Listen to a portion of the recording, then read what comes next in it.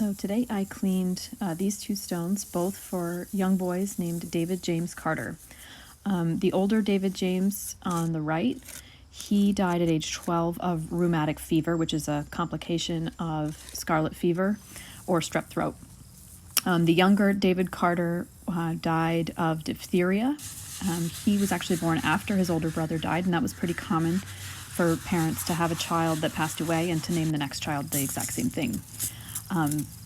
They also had a sister that died a few years later of typhus. So these parents lost 3 children within a decade of 3 different diseases. Pretty awful. So as I always say, it'll brighten up eventually with time. These ones had a lot of staining, so I decided to go back and actually spray them with more D2 and just let them sit. I won't scrub them again.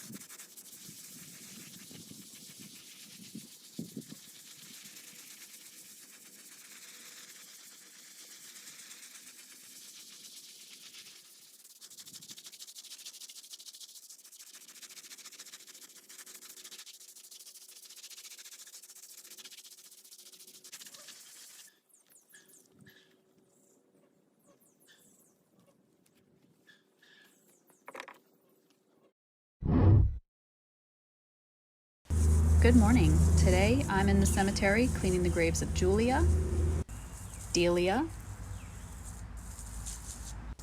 and Sarah Harwood. These 3 sisters all died in the same week from diphtheria. Julia was 6, Delia was 3, and Sarah was 1.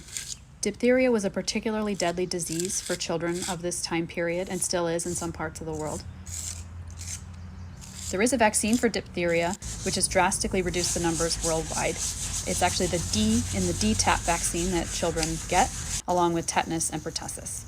Julia's stone in particular rinsed really nicely. And here's the final look at all 3. Still some work to do.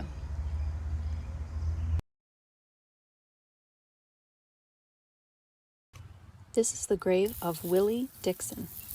Willie died in 1867 at only 2 weeks old. This is what the other side of his stone looks like.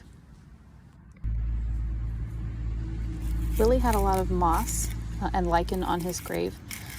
If left, the moss eventually will eat away at the stone and eventually destroy it. Even though moss and lichen appear to just be on the surface, they actually have roots that go into the stone. D2 will help kill those roots, but of course the moss will always come back. Willie's parents were named James and Helen. James was a reverend, and they lived in New York City. Willie here died in Newark, New Jersey.